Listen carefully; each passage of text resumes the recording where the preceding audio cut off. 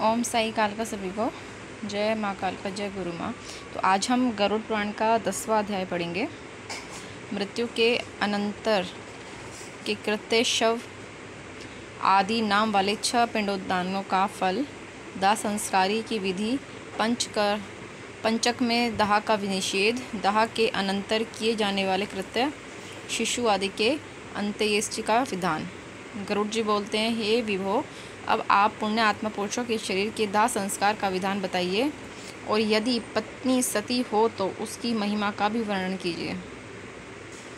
श्री भगवान कहते हैं, ताक्षरे जिन औधर्वदेहिक कृत्यों को करने से पुत्र और पौत्र पितृ ऋण से मुक्त हो जाते हैं, उसे बताता हूँ, सुनो।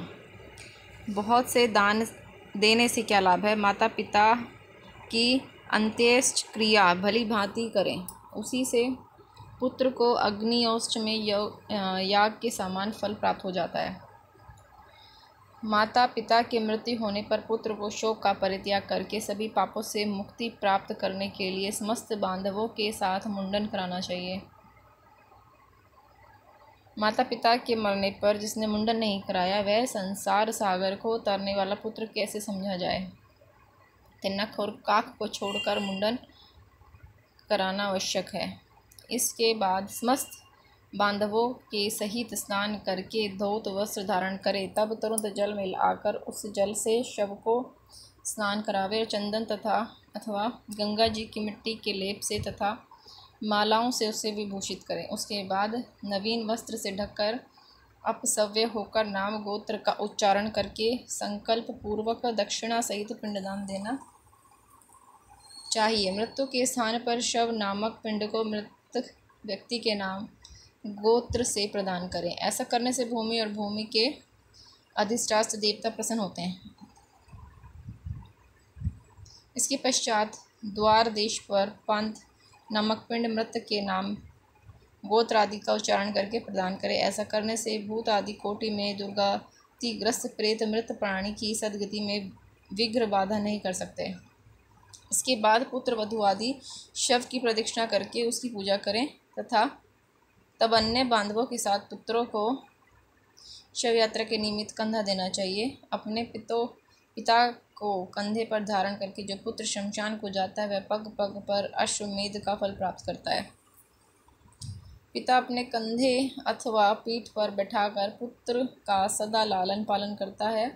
उससे ऋण से पुत्र तभी मुक्त हो जाता है जब वह अपने मृत पिता को अपने कंधे पर ढोता है। इसके बाद आधे मार्ग में पहुंचकर भूमि का मार्जन और प्रोक्षण करके शव को विश्राम कराए और उसे स्नान कराकर भूत संगक पितरों को गोत्र नाम आदि के द्वारा भूत नामक पिंड प्रदान करें।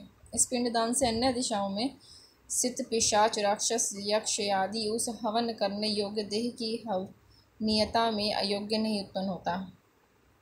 उसके बाद शमशान में ले जाकर उत्तराभिमुख स्थापित करें। वहाँ देह के दाह के लिए यथाविधि भूमि का संशोधन करें। भूमि का समार्जन और लेपन करके उल्लेख करें और उल्लेखन क्रम अनुसार ही उन रेखाओं से उभरी हुई मिट्टी को उठाकर ईशान दिशा में फेंककर उस वेद का को जल से प्रोक्षित करें। उसमें विधि विधान पूर्वक अग्नि स्थापन करें। पुष्प और अक्षत आदि से क्रव्य या दंस संज्ञक देव की पूजा करें और लोम्भय स्वयं की स्वाहा इत्यादि अनुवास के यथाविधि होम करना चाहिए।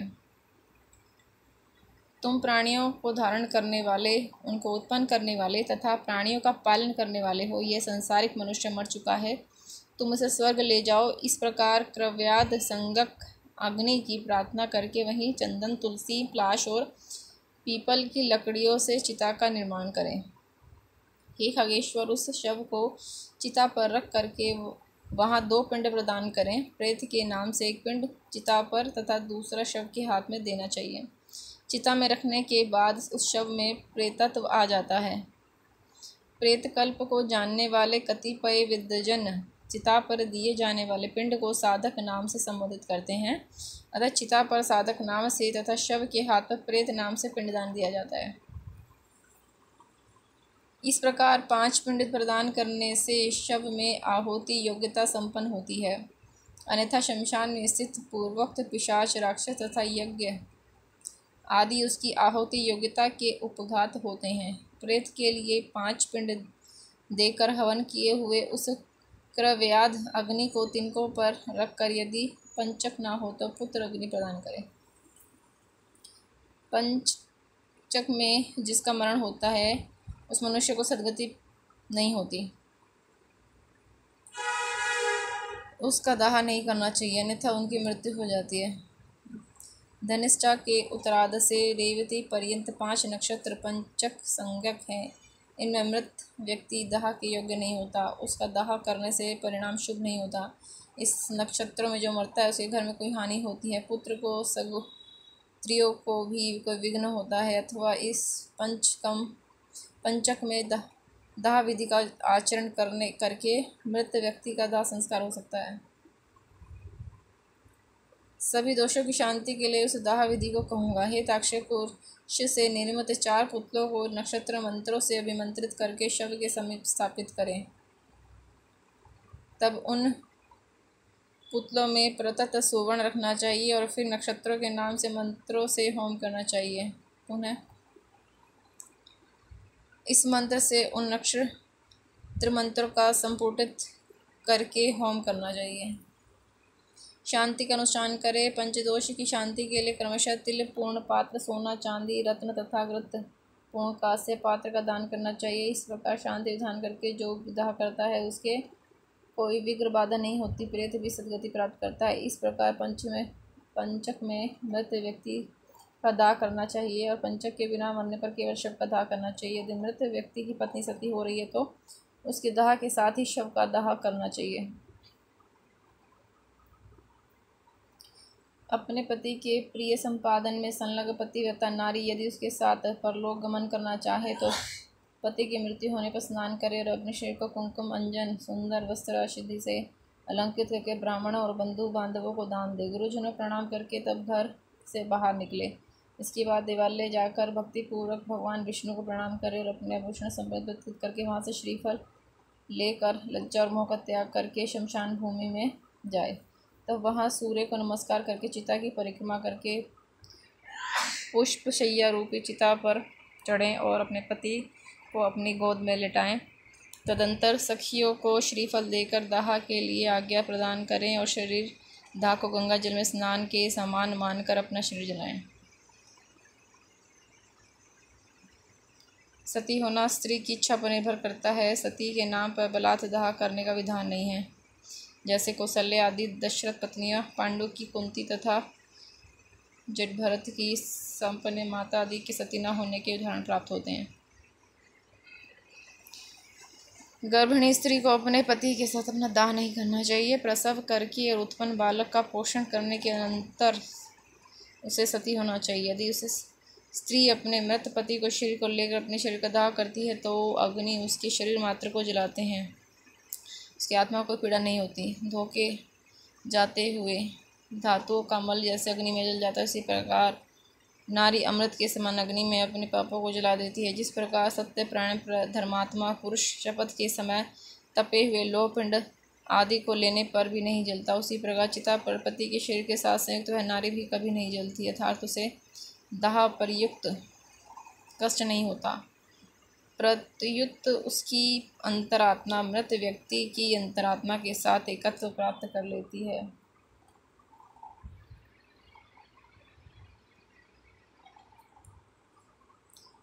जिनकी संतान बहुत छोटी हो, गर्भवती हो, अभी ऋतुकाल न देखा हो तथा रजस्वला हो, ऐसी स्त्रियों को पति के साथ चिता पर नहीं चढ़ना चाहिए, उनके लिए चितारोहण निषेध है।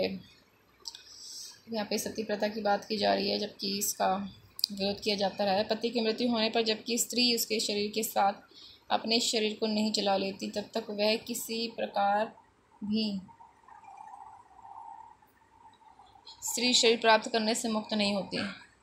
इसलिए सर्व प्रयत्न पूर्वक मन, वाणी और कर्म से जीवित अवस्था में अपने पति की सदा सेवा करनी चाहिए और मरने पर उसका अनुगमन करना चाहिए। पति के मरने पर जो स्त्री अग्नि में आरोहण करती है वह महर्षि वशिष्ठ की पत्नी अरुंधति के समान होकर स्वर्गलोक में सम्मानित होती है। वहाँ वह पति प्रायणा नारी अप्सरा गणों के द्वारा स्तूयमान होकर 14 इंद्रों के राज्य काल पर्यंत अर्थात एक कल्प तक अपने पति के साथ स्वर्गलोक में रमण करती है। जो सती अपने भर्ता का अनुगमन करती है वह अपने मातृ कुल, पितृकुल और पति कुल इन तीनों कुलों को पवित्र कर देती है। अगर परिवार है पीछे से तो सती ना हो, ऐसे भी ना हो। मनुष्य के शरीर में 3.5 करोड़ रोमकूप हैं। उतने काल तक वह नारी अपने पति के साथ स्वर्ग में आनंद करती है। वह सूर्य के समान प्रकाशमान विमान में अपने पति के साथ क्रीड़ा करती है और जब तक सूर्य और चंद्र की स्थिति रहती है तब तक पति लोक में निवास करती है। इस प्रकार दीर्घ आयु प्राप्त करके पवित्र कुल में पैदा होकर पति रूप में वह पतिव्रता नारी उसी पति को पुनः प्राप्त करती है। जो स्त्री क्षण मात्र के लिए होने वाले दाह दुख के कारण इस प्रकार से सुखों को छोड़ देती है वह मूर्खा जन्म पर्यंत विरह अग्नि से जलती रहती है। इसलिए पति को शिव स्वरूप जानकर उसके साथ अपने शरीर को जला देना चाहिए। इसलिए पति को शिव स्वरूप जानकर उसके साथ अपने शरीर को जला देना चाहिए। हिताक्षरी यदि पत्नी सती नहीं होती तो केवल शव का ही दाह कर देना चाहिए। शव के आधे या पूरे जलने पर उसके मस्तक को फोड़ना चाहिए। गृहस्थों को मस्तकों को काष्ठ से और यतियों के मस्तक को श्रीफल से फोड़ देना चाहिए।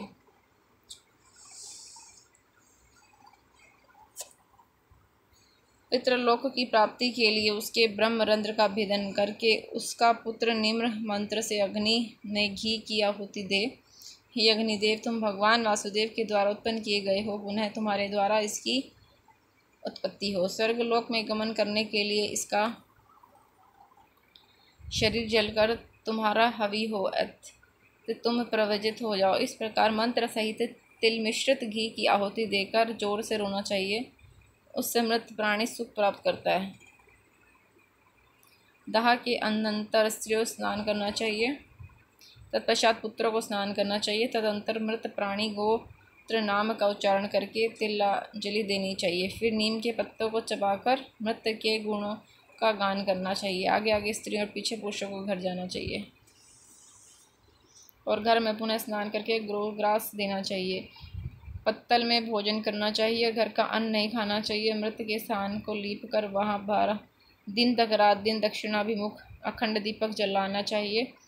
हे ताक्षर, शवदाह के दिन से लेकर 3 दिन सूर्यास्त होने पर शमशान भूमि अथवा चौराहे पर मिट्टी के पात्र में दूध और जल देना चाहिए। काठ की 3 लकड़ियों को दृढ़तापूर्वक सूत से बांधकर उस पर दूध और जल से भरे हुए कच्चे मिट्टी के पात्र को रखकर यह मंत्र पढ़ें। तुम शमशान की आग से जले हुए बंधुओं से परियत हो। यह जल और यह दूध तुम्हारे लिए है। इसमें स्नान करो और इसे पियो। सागरिक को चौथे दिन अस्थि संचय करना चाहिए। निषिद्ध वार तिथि का विचार करके निरिग्र को तीसरे अथवा दूसरे दिन अस्थि संचय करना चाहिए। शमशान भूमि में जाकर स्नान करके पवित्र हो जाएं। उनका सूत्र लपेटकर और पवित्री धारण करके शमशान वासियों के लिए पुत्र को यमा अथवा इस मंत्र से माश की बलि देनी चाहिए, यानी कि उड़द की बलि देनी चाहिए। 3 बार परिक्रमा करनी चाहिए। हे खगेश्वर, इसके बाद इस चिता स्थान को दूध से खींचकर जल से सींचे। तदंतर अस्थि संचय करे और उन अस्थियों को पलाश के पत्ते पर रखकर दूध और जल से धोए और पुनः मिट्टी के पात्र पर रखकर यथाविधि श्राद्ध करे। त्रिकोण स्थल बनाकर उसे गोबर से लीपें। त्रिकोण दक्षिणाभिमुख होकर ठंडिल के तीनों कोनों पर 3 पिंड दान करें। चिता भस्म को एकत्र करके उसके ऊपर तिपाई रखकर उस पर खुले मुख वाला जलपूर्ण घट स्थापित करें। इसके बाद चावल पकाकर उसमें दही और घी तथा मिष्ठान मिलाकर जल के सहित प्रेत को यथाविधि बलि प्रदान करें। हे खग, फिर उत्तर दिशा में 15 कदम जाएं और जहां गड्ढा बना करके अस्थि पात्र को स्थापित करें। उसके ऊपर दाह जनित पीड़ा नष्ट करने वाले पिंड प्रदान करें और गुड़ से उस अस्थि पत्र को निकालकर उसे लेकर जलाशय को जाएं। वहाँ दूध और जल से उन अस्थियों को बार बार प्रक्षालित करके चंदन और कुमकुम से विशेष रूप से चर्चित करें। फिर उनमें एक दान में दोने में रखकर हृदय और मस्तक में लगाकर उनकी परिक्रमा करें तथा उनके नमस्कार करके गंगाजल में विसर्जित करें। जिस मृत प्राणी की अस्थि 10 दिन के अंतर्गत गंगा में विसर्जित हो जाती है उसका ब्रह्मलोक से कभी भी पुनरागमन नहीं होता। गंगाजल में मनुष्य की अस्थि जब तक रहती है उतने 1000 वर्षों तक स्वर्गलोक में विराजमान करता है। गंगाजल की लहरों को छूकर वह जब मृतक का स्पर्श करती है तब उस मृतक के पातक तत्क्षण ही नष्ट हो जाते हैं। महाराज भगीरथ उग्र तप से आराधना करके अपने पूर्वजनों का उद्धार करने के लिए गंगा देवी को ब्रह्मलोक से ले आए थे, जिनके जलने से भस्मीभूत राजा सगर के पुत्रों को स्वर्ग में पहुंचा दिया। उन गंगा जी का पवित्र यश तीनों लोक में विख्यात है। जब मनुष्य अपनी पूर्वावस्था में पाप करके मरते हैं, उनकी अस्थियों को गंगा में छोड़ने पर भी वे स्वर्गलोक चले जाते हैं। किसी महाअरण्य में सभी प्राणियों की हत्या करने वाले कोई व्याध सिंह के द्वारा मारा गया। जब वह नरक को जाने लगा तब उसकी अस्थि गंगाजल में गिर पड़ी, जिससे वह दिव्य विमान पर चढ़कर देवलोक को चला गया। इसलिए सत्पुत्र को स्वतः ही अपने पिता की अस्थियों को गंगा जी में विसर्जित कर देना चाहिए। अस्थि संचय के अनंतर दशगात्र विधि का अनुष्ठान करना चाहिए। यदि कोई व्यक्ति विदेश में या वन में अथवा चोरों के भय से मरा हो, उससे शव प्राप्त न हुआ हो, तो जिस दिन उसके निधन का समाचार सुने उसी दिन कुशल का पुतल बनाकर पूर्व विधि के अनुसार केवल उसी का दाह करे और उसकी भस्म को लेकर गंगाजल में विसर्जित करे। दशगत्रादि कर्म भी उसी दिन से प्रारंभ करना चाहिए और सावंतरिक श्राद्ध भी उसी दिनों को ग्रहण करना चाहिए। यदि गर्भ की पूर्णता हो जाने के अंतर नारी की मृत्यु हो गई हो तो उसके पेट को चीरकर बालकों को निकाल लें, उससे भूमि में गाड़कर केवल मृत स्त्री का दाह करें। गंगा के किनारे मरे हुए बालक को गंगा जी में प्रवाहित कर देना चाहिए और अन्य स्थान पर मरे 27 महीने तक के बालकों को भूमि में गाड़ देना चाहिए। इसके बाद अवस्था वाले बालक का दाह संस्कार करें और उसकी अस्थियां गंगा जल में विसर्जित करें तथा जल पूर्ण कुंभ प्रदान करें। अब केवल बालकों को ही भोजन कराएं। गर्भ के नष्ट होने पर उसकी कोई क्रिया नहीं की जाती, पर शिशु के मरने पर उसके लिए दुग्ध दान करना चाहिए। बालक के मरने पर उसके लिए जल पूर्ण घटक का दान करना चाहिए और खीर का भोजन करना चाहिए। कुमार के मरने पर कुमार बालकों को भोजन कराना चाहिए। उपनीत पौगंड अवस्था के बच्चे के मरने पर उसी अवस्था के बालकों के साथ ब्राह्मणों को भोजन कराए। 5 वर्ष की अवस्था से अधिक अवस्था वाले बालक के मृत्यु होने पर वह चाहे उपनीत हो अथवा अनुपनीत हो, पायस और गुड़ के 10 पिंड क्रमशः प्रदान करने चाहिए। पौगंड अवस्था के बालक के मृत्यु होने पर वर्षोत्सर्ग तथा महादान की विधि को छोड़कर एक शाह तथा द्वार शाह की क्रिया संपादन करने चाहिए। पिता के जीवित रहने पर पौगंड अवस्था में मृत बालक का पिंडन श्राद्ध नहीं होता, अतः 12वें दिन उसका केवल एकौष्टिक श्राद्ध करें। स्त्री और शूद्रों के लिए विवाह की व्रत बंध स्थानीय संस्कार कहा गया है। वह व्रत तथा उपनयन के पूर्व मरने वाले सभी वर्णों के मृत्यु के लिए उसकी अवस्था के अनुकूल समान क्रिया होनी चाहिए। जिसने थोड़ा कर्म किया हो, थोड़े विषयों से जिसका संबंध रहा हो, कम अवस्था हो, स्वल्प देह वाला हो, ऐसे जीव के मरने पर उसकी क्रिया भी स्वल्प होनी चाहिए। किशोर अवस्था और तरुण अवस्था के मनुष्य के मरने पर शय्या दान, वृषोत्सर्गादि, पददान, महादान और गोदान आदि क्रियाएँ करनी चाहिए। सभी प्रकार के सन्यासियों की मृत्यु होने पर उनके पुत्रों द्वारा ना तो उनका दाह संस्कार किया जाना चाहिए, ना तिलांजलि देनी चाहिए और ना उनकी दशगात्रादि क्रिया ही करनी चाहिए, क्योंकि दंड ग्रहण कर लेने मात्र से नर ही नारायण स्वरूप हो जाता है। त्रिदंड ग्रहण करने से जीव को प्रेतत्व प्राप्त नहीं होता। ज्ञानीजन तो अपने स्वरूप का अनुभव कर लेने के कारण सदा मुक्त ही होते हैं, इसलिए उनके उद्देश्य से दिए जलाने वाले पिंड को भी आकांक्षा नहीं होती, अतः उनके लिए पिंड दान और उद्क्रिया नहीं करनी चाहिए, किंतु पितृभक्ति के कारण श्राद्ध और गया श्राद्ध करने चाहिए।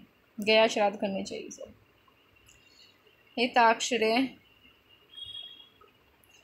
हंस, परमहंस, कूटीचक और बहुदक, इन चारों प्रकार के सन्यासियों की मृत्यु होने पर उन्हें पृथ्वी में गाड़ देना चाहिए।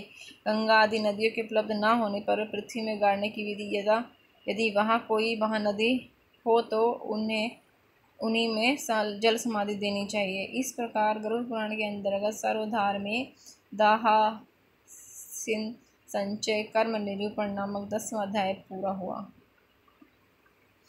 जय मां कालिका, जय गुरु मां।